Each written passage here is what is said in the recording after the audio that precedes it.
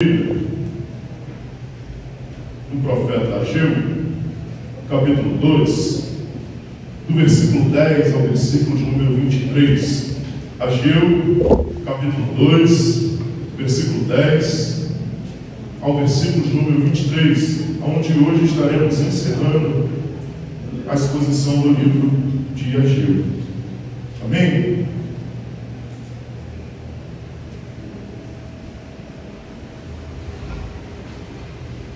A palavra do Senhor diz assim: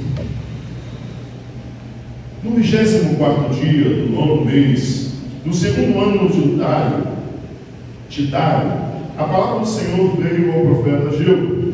E assim diz o Senhor dos Exércitos: pergunta agora aos sacerdotes a respeito da lei. Se alguém levar uma carne consagrada na aba das vestes e tocarem uma aba no pão, no prato de comida, no vinho, no azeite ou em qualquer outro mantimento, este ficará santificado?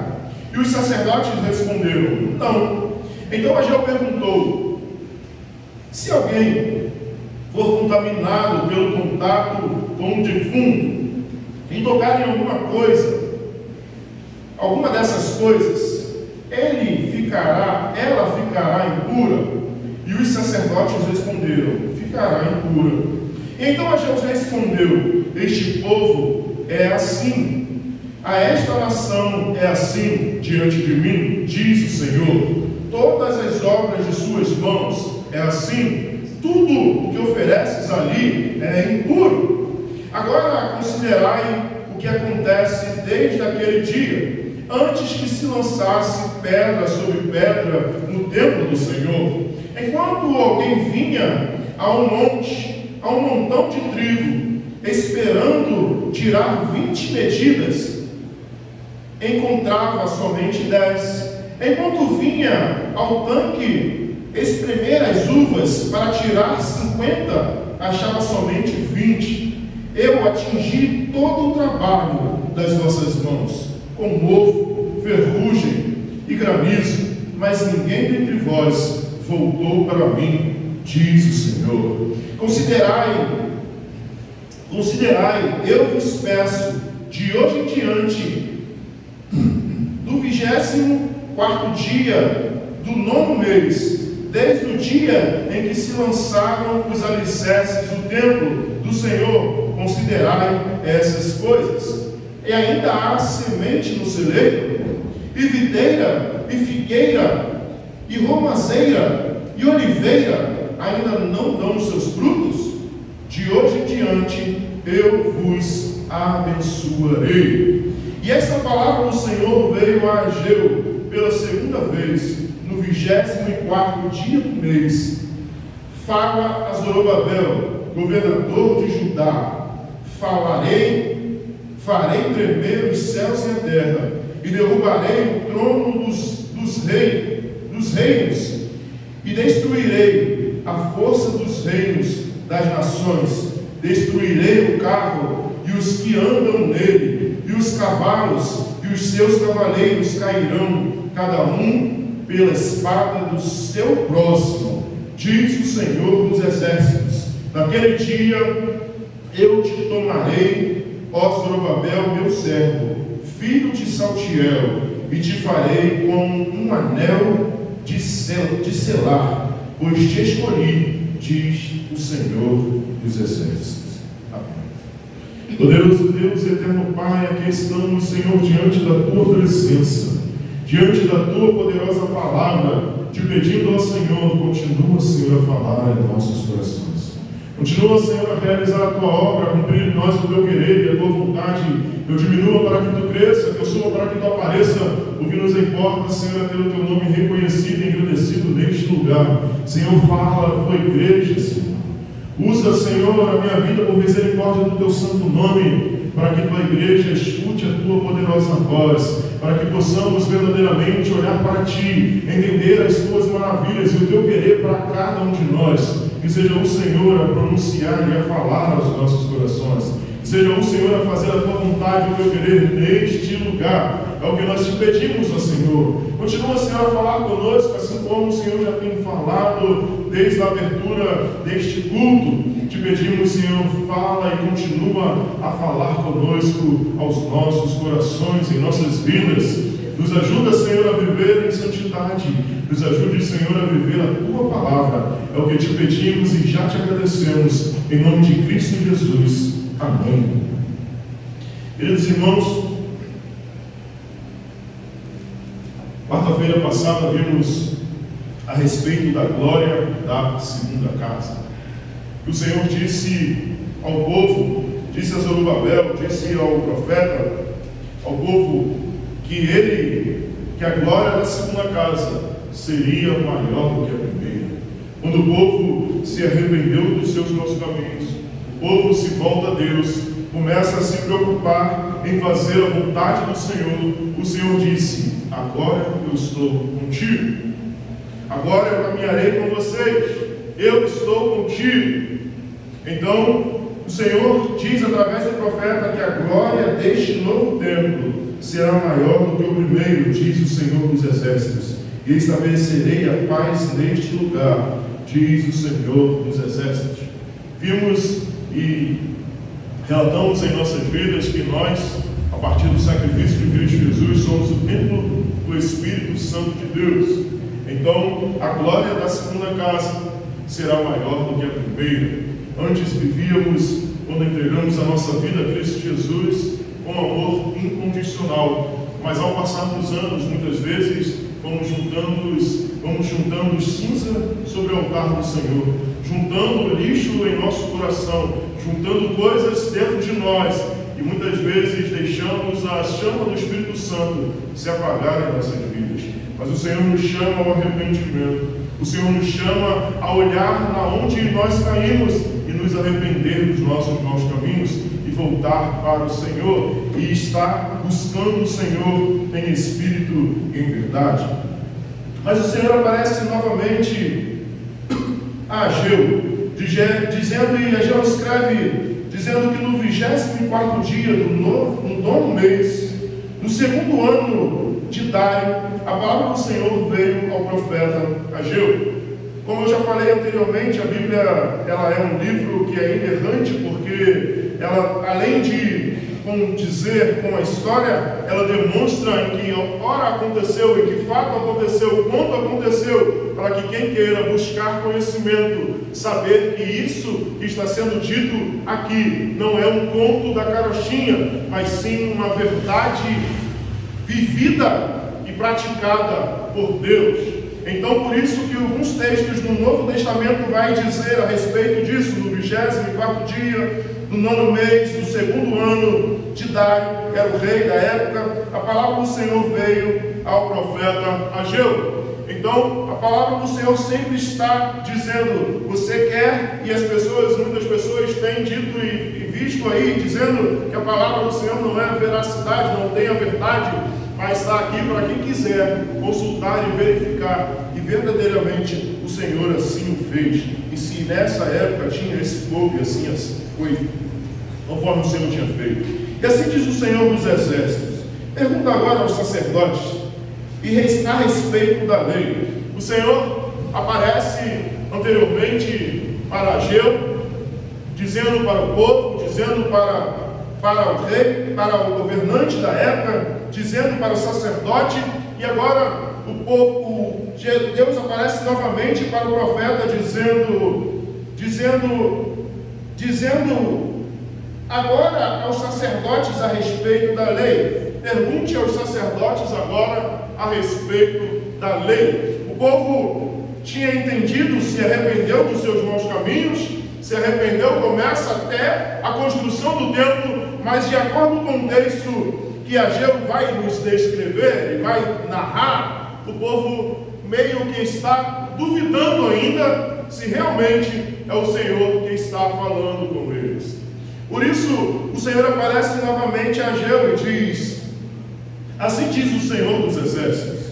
Pergunta agora aos sacerdotes a respeito da lei. Se alguém levar carne consagrada na aba das vestes e tocar em uma aba no pão, no prato de comida, no vinho, no azeite, ou em qualquer outro mantimento, este ficará santificado? Os sacerdotes responderam: não. Então Deus está mandando perguntar aos sacerdotes algo que era da lei, algo que poderia acontecer. A lei dizia que os sacrifícios realizados e as carnes que eram cozidas, ali o sacerdote poderia pegar um garfo e garfar uma carne que ali estava, para assim ele comer. Então aqui o texto está nos dizendo que, se enrolado na aba do seu vestido, que eles eram colocados, a carne era santificada ao Senhor, ela era santa. O vestido também, a veste do sacerdote ali, também era uma roupa santa. Então Deus está perguntando: se tocar em um pão, no prato, comida, no vinho, no azeite, ou em qualquer outro mantimento, essa ficará santificada? E os sacerdotes responderam: não. O que Deus está querendo dizer através do profeta? Que a santidade muitas vezes não é contagiante, não é por osmose. Nós não podemos nos santificar querendo que o outro seja santificado através da nossa santificação. Nós não podemos buscar a santificação pelos outros, mas nós podemos buscar a santificação para nós mesmos. O que Deus está querendo dizer é que, por mais que eu e você sejamos crentes em Cristo Jesus, sejamos convertidos em Cristo Jesus, nossos filhos precisam entregar também as suas vidas em Cristo Jesus. Nossos filhos também precisam reconhecer a Cristo Jesus como Senhor e Salvador das nossas vidas. Não é que nós tenhamos uma vida santificada, uma vida em busca da presença do Senhor, que os nossos filhos também serão santificados através das nossas vidas. Eles terão que buscar também ao Senhor, também terão que se entregar ao Senhor e buscar a santificação ao Senhor. E Deus pergunta novamente, então Ageu perguntou: se alguém for contaminado pelo contato com o defunto e tocar em alguma dessas coisas, ele ficará impuro? E os sacerdotes responderam: ficará impuro. Ficará impuro. Deus está querendo dizer, e o profeta está dizendo, que o pecado, ele contamina todos ao seu redor. O pecado, ele contamina todos que ali estão ao seu lado. O pecado é algo que alguém vai vendo e vai olhar e vai falar: não, mas fulano está errando, está fazendo, mas está acontecendo, está fazendo isso, está aquilo, e começa a contaminar. Pessoas deixam de entregar a sua vida a Cristo Jesus, porque muitas pessoas não têm dado o exemplo de verdadeiros cristãos em Cristo Jesus.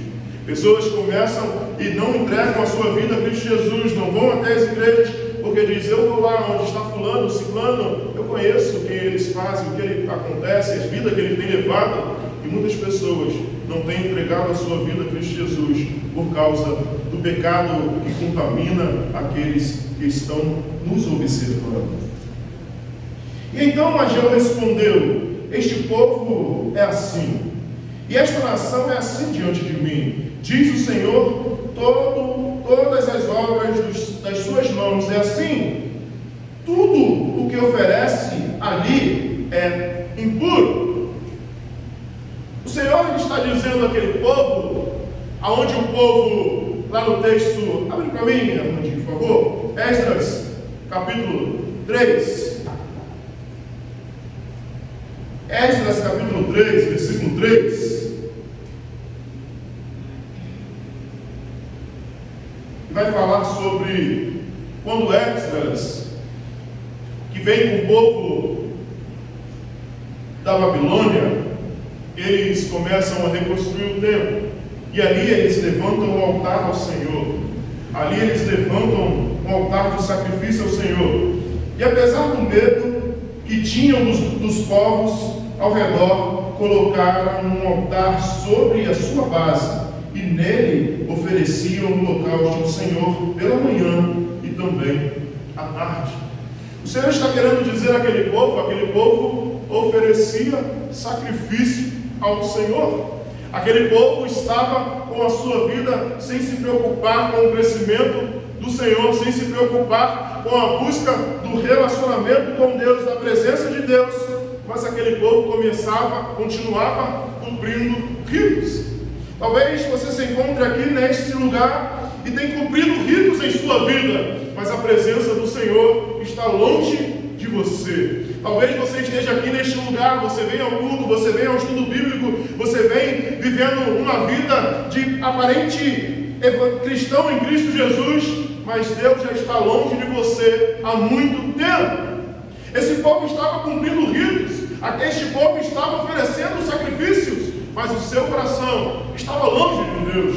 Assim como Caim, em Gênesis capítulo 4, vai nos mostrar o que o Senhor fez quando ele oferece sacrifício ao Senhor.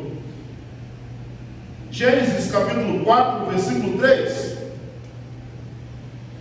que diz assim: tempos depois, Caim trouxe do fruto da terra uma oferta ao Senhor. O interessante é que o livro vai nos dizer que Caim foi o primeiro a trazer a oferta, como se ele tivesse o intuito de fazer isso. Então, tempos depois, Caim trouxe do fruto da terra uma oferta ao Senhor. Abel também trouxe da gordura das primeiras crias da sua ovelha, e o Senhor acolheu bem a Abel e a sua oferta, mas não acolheu Caim e a sua oferta. Por isso Caim ficou furioso e ficou com semblante abatido. Interessante é que o texto vai nos dizer que o Senhor acolhe primeiramente a pessoa, para depois acolher a sua oferta. O texto está nos demonstrando, e está escrito que ele primeiro acolheu a Abel e a sua oferta, e rejeitou Caim e a sua oferta. Lembra que o texto bíblico nos diz: se você souber que o seu irmão tem algo contra você, largue no altar a sua oferta e vai se consertar com ele. A palavra do Senhor, ela vai sempre nos dizer que o Senhor, ele não quer que eu e você venhamos a cumprir ritos, mas ele requer que o nosso coração esteja quebrantado diante do Senhor. Por isso, Deus assim diz para mais 6. Então o Senhor perguntou a Caim: por que te entristeces? E por que estás com o semblante abatido? Se procederes bem, não se restabelecerá o teu semblante, mas se não procederes bem, o pecado jaz à porta, e o desejo dele será contra ti, mas tu deves dominá-lo. Deus está dizendo para Caim: se procederes bem, não se restabelecerá o seu semblante. O que Deus quer e requer de mim e de você é obediência. O que o Senhor quer e sempre quis em nossas vidas é obediência. O que Deus queria do seu povo e quer do seu povo e requer do seu povo é obediência. O que Deus queria de Adão e Eva no jardim do Éden era obediência. Por isso ele disse: vês o fruto? Olha, você pode comer de toda a árvore frutífera, mas da árvore do conhecimento do bem e do mal você não poderá comer. O Senhor sempre quis e sempre requer obediência do seu povo. É isso que Deus quer da minha e da sua vida. Ele quer a obediência, que nós venhamos a cumprir os seus mandamentos. Sim. Ele quer a obediência, que nós venhamos a cumprir a sua vontade. Sim. Mas Ele quer obediência, porque Ele quer ser o primeiro na minha e na sua vida. Deus, Ele não quer ser o segundo na minha vida. Deus não quer ser o último na sua vida. Ele quer ser o primeiro. Por isso, a Bíblia vai nos dizer sobre as premissas, sobre os dízimos e ofertas, sobre as primeiras coisas. Deus, Ele quer ser o primeiro na sua vida em todo momento. Ele quer ser o primeiro em sua vida, no seu pensamento, nas suas atitudes, nas suas escolhas, nas suas finanças. Deus quer ser o primeiro em sua vida. Ele não quer dividir a sua glória com ninguém, porque a palavra do Senhor vai nos dizer que se tivermos dois deuses, dois senhores, um ficará de lado e o outro será exaltado. Então, por isso que Deus sempre quis e requer obediência. Por isso o Senhor está dizendo para aquele povo. Então Ageu 14, então Ageu respondeu: este povo é assim. E esta nação é assim diante de mim, diz o Senhor.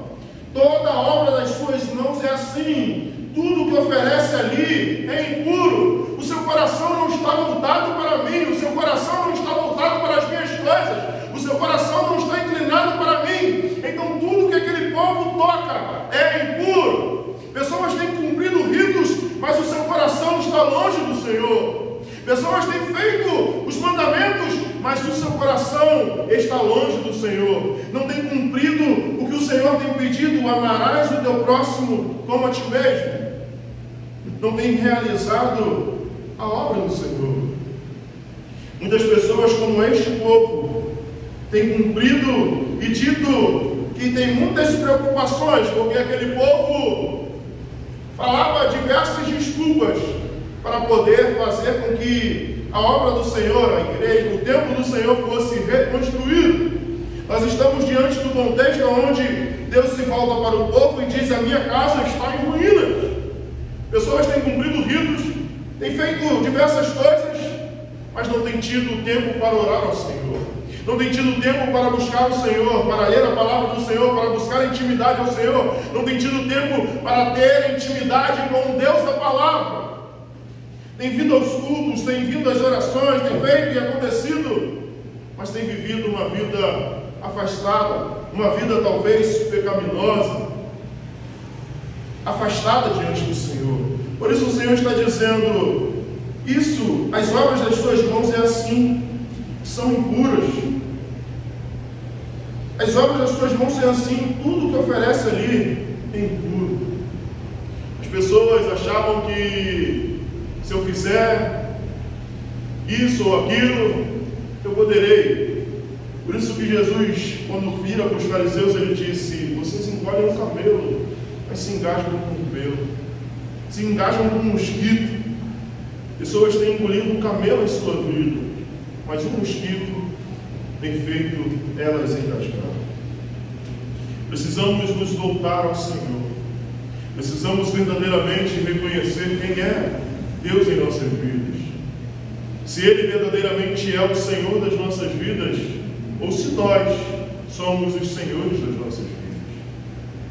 Por quê, pastor? Porque quando nós decidimos fazer o que bem queremos, nós demonstramos para Deus: eu sei o que eu estou fazendo, eu sou o Senhor da minha vida.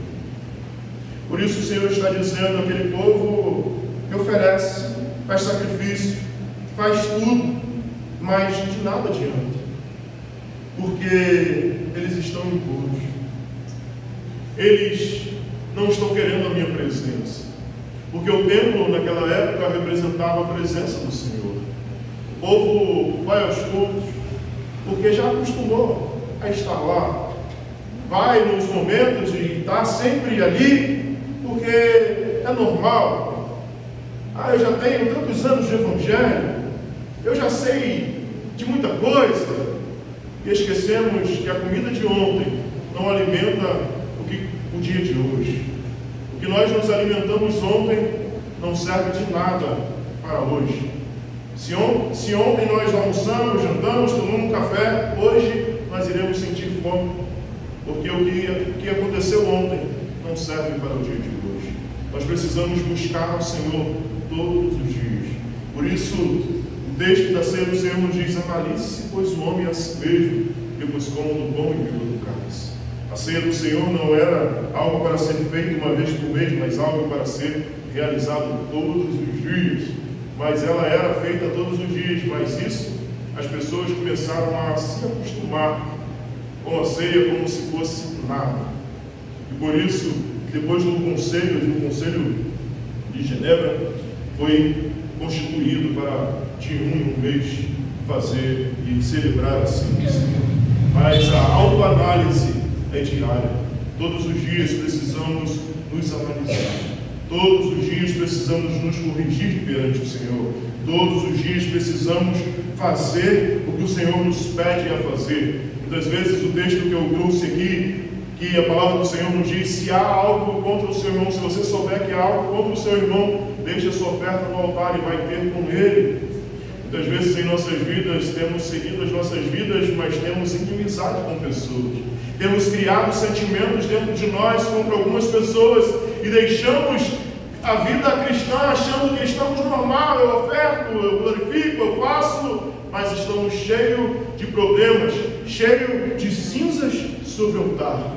Estamos cheios de coisas dentro de nós que tem nos impedido do Espírito Santo de Deus agir na minha e na sua vida. Temos nos enchido de tanto lixo, de tanta coisa que achamos importantes em nossas vidas e deixamos de buscar o que é mais importante, a palavra do Senhor, de buscar o que é mais importante, a presença do Senhor, de buscar o que é mais importante, exaltar o Senhor, de buscar o que é mais importante, sacrificar ao Senhor. Aquele povo começou a entregar a sua vida, a realizar os seus desejos, a construir as suas casas, a fazer o seu eu, mas deixaram as coisas de Deus de lado. Muitas pessoas dizem querer o crescimento da obra do Senhor, mas não querem dedicar o tempo da sua vida, não querem dedicar recursos à obra do Senhor e dizem: eu quero que a palavra do Senhor cresça, eu quero que a obra do Senhor cresça, mas não tem dedicado tempo, não tem dedicado recursos, não tem dedicado a sua vida à obra do Senhor. Como podemos dizer: eu quero que a obra do Senhor cresça, o Senhor é prioridade em minha vida, eu busco primeiramente o reino dos céus e a sua justiça, se não tem dedicado tempo, se não tem dedicado recurso, se não tem cortado em sua própria carne? Muitas pessoas querem a bênção do Senhor, querem que o Senhor faça mais em sua vida, mas não tem se voltado para Deus. Tem cumprido ritos e achando que assim o Senhor irá cumprir e realizar na minha e na sua vida. Como esse povo cumpria ritos, mas começou a faltar. O texto vai começar a nos dizer o que acontecia, e nós vimos já anteriormente o que acontecia. Tinham, mas sentiam fome. Tinham de beber, mas continuavam com sede. Plantavam, mas não colhiam. E o Senhor vai dizer: agora considerai o que aconteceu desde aquele dia, antes que se lançasse pedras sobre pedra no templo do Senhor. O Senhor está dizendo: agora considerai o que aconteceu anteriormente. Olhe para trás e veja as coisas que aconteceram anteriormente. E o Senhor vai dizer: quando alguém vinha a um montão de trigo esperando tirar 20 medidas, encontrava somente 10. Quando alguém vinha a um montante de trigo: eu vou colher esse trigo e vou esmagar esse trigo, tirar a semente, e ali eu vou ter 20, mas achavam só 50%. Aquele povo esperava tirar grande recurso daquela colheita, mas tirava somente a metade. Por quê? Porque estava longe do Senhor. Mas eu cumpro ritos, mas eu faço, mas eu sempre estou. Mas talvez, e muitas pessoas são crentes só dentro da igreja. Tem uma música que diz aí: o filho vira para a mãe e fala: mamãe, vamos morar aqui na igreja, porque aqui o papai não bate na senhora. E a música continua: papai, vamos morar aqui na igreja, porque aqui a mamãe não briga com o senhor, não grita com o senhor. Às vezes somos crentes demais dentro da casa do Senhor, mas o Senhor nos chama a ser cartas lidas para o mundo. Nós somos cartas lidas para o nosso vizinho, somos cartas lidas para os nossos amigos, somos cartas lidas para os nossos parentes, para os nossos filhos. Nós somos cartas lidas para aqueles que estão lá fora. Dentro da igreja é fácil demais ser crente. Dentro da igreja é fácil demais dizer: a paz do Senhor, Deus seja contigo, fechar o olho, chorar, levantar a mão. É fácil demais. Mas o Senhor nos chama para ser crentes lá onde estão as pessoas lá fora. O Senhor nos chama para ser exemplo de amor aonde estamos lá fora. O Senhor nos chamou para obedecer os seus mandamentos. E Ele disse: um novo mandamento se vos dou: ame uns aos outros como eu vos amei. E vocês serão reconhecidos por esse amor. Reconhecimento é para as pessoas que estão lá fora te observar. Reconhecimento é para as pessoas que estão olhando e esperando que você demonstre este amor. As pessoas lá fora esperam de você a santidade.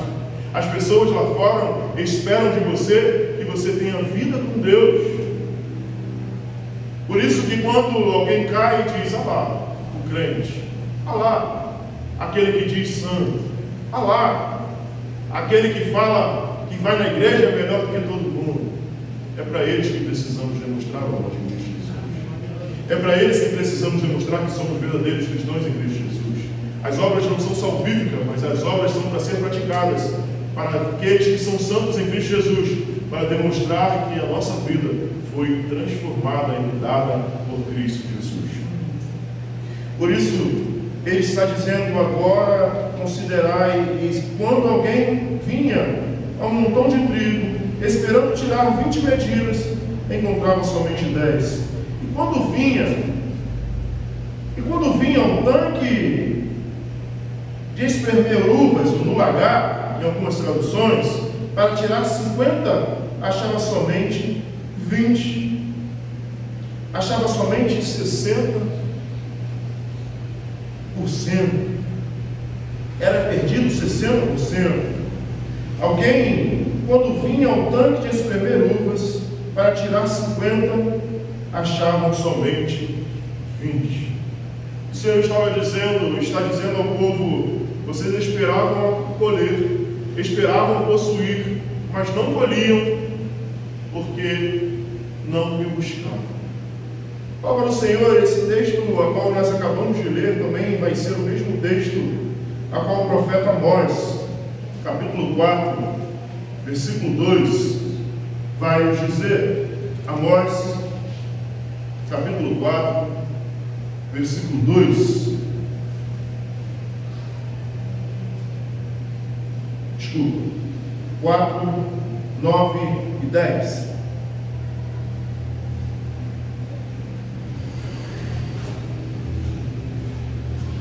Castiguei as vossas muitas hortas e vinhas com pragas e ferrugens. Vossa figueira e oliveira foram devoradas por gafanhotos. Vós, porém, não vos converteis a mim, diz o Senhor. E enviei praga contra vós, como fiz no Egito. Matei vossos jovens pela espada, e deixei que vossos cavalos fossem levados. Fiz com que sentisse no nariz o mau cheiro do vosso acampamento, mas não vos converteis a mim, diz o Senhor. E pasmem vocês, esse texto é antes do povo ir para a Babilônia.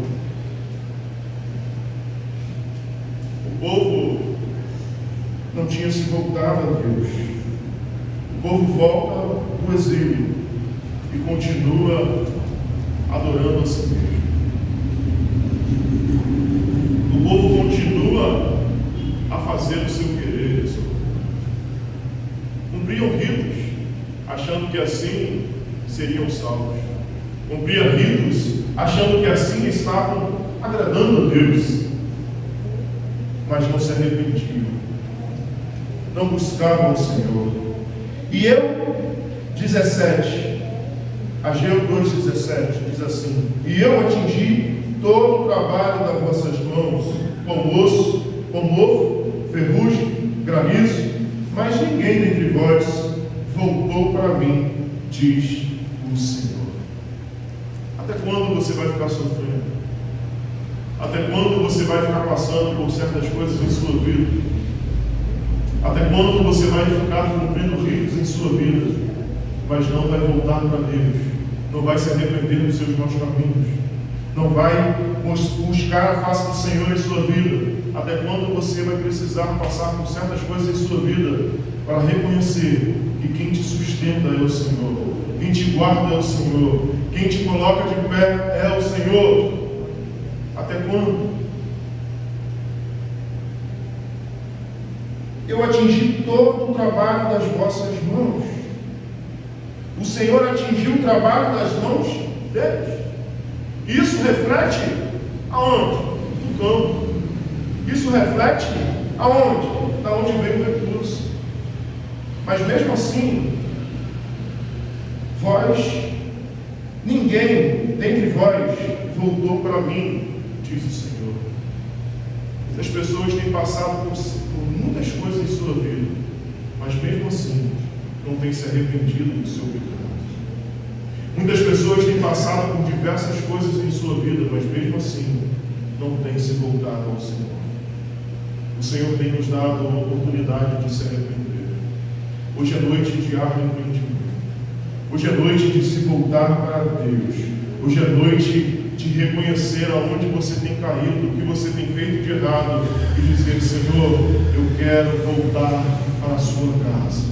Eu quero estar contigo. Eu quero que a sua presença encha a minha vida, encha o meu lar, encha a minha casa, e o Senhor nunca mais saia da minha casa, da minha presença. Considerai, eu vos peço, de hoje em diante, do 24º dia do 9º mês, desde o dia em que se lançaram os alicerces do templo do Senhor, considerai essas coisas.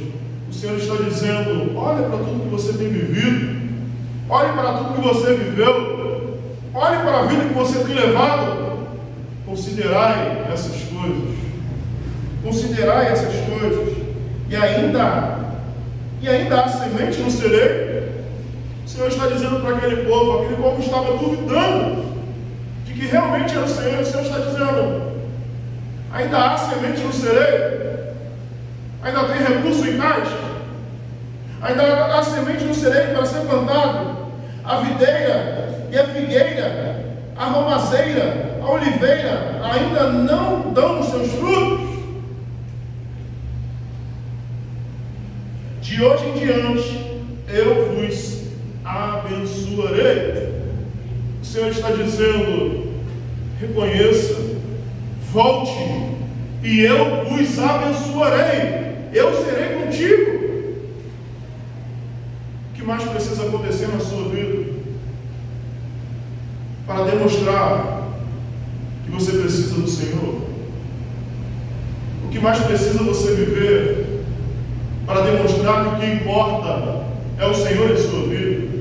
O que mais você precisa viver para demonstrar para você que o maior tesouro que você pode possuir é Cristo Jesus?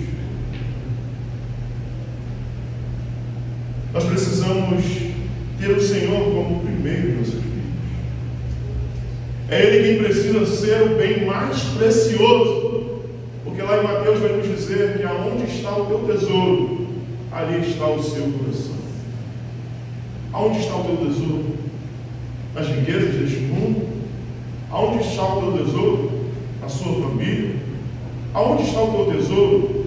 No seu emprego? Aonde está o seu tesouro? Nas coisas palpáveis deste mundo? Aonde está o seu tesouro? Nosso tesouro precisa ser Cristo Jesus. Porque Ele tinha o que Ele tinha de mais precioso, Ele entregou para nós, a sua vida na cruz do Calvário. Por isso precisamos entregar as nossas vidas ao Senhor, buscar primeiro o reino de Deus, a sua justiça, sem se preocupar com nada, e deixar que Ele acrescente na minha e na sua vida.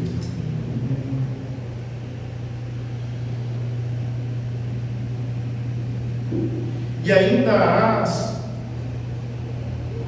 de hoje em diante, eu vos abençoarei. O Senhor está te dando uma promessa nesta noite. Deixe o Senhor guiar a sua vida, e você vai ver as coisas acontecendo diferente. Deixe o Senhor guiar a sua vida de hoje em diante, e você vai ver as coisas sendo abençoadas. Deixe Deus ser o primeiro em sua vida. Busque o Senhor em primeiro lugar em sua vida, e Ele será contigo.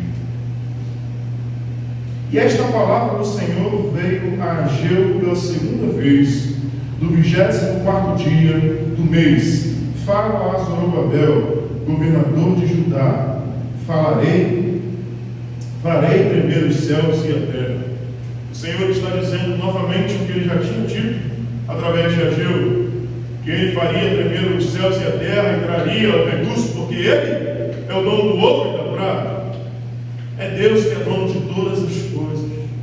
É dele o sustento das minhas e da sua vida. É ele quem nos sustenta.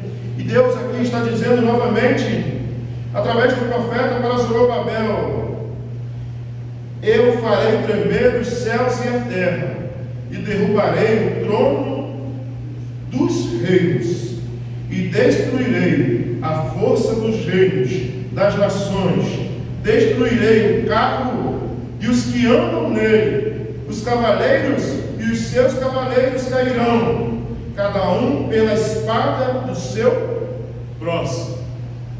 Deus está dizendo: é Ele quem tem o poder, é Ele quem tem a autoridade. Esse texto também é um texto escatológico. Nesse momento, Deus está falando para Zorobabel a respeito das coisas que hão de vir. Eu derrubarei o trono dos reinos. Não é os tronos, mas sim um trono. E que trono é esse? O trono do anticristo, o trono do poder do anticristo, do espírito do anticristo que reina, que tem reinado entre os povos.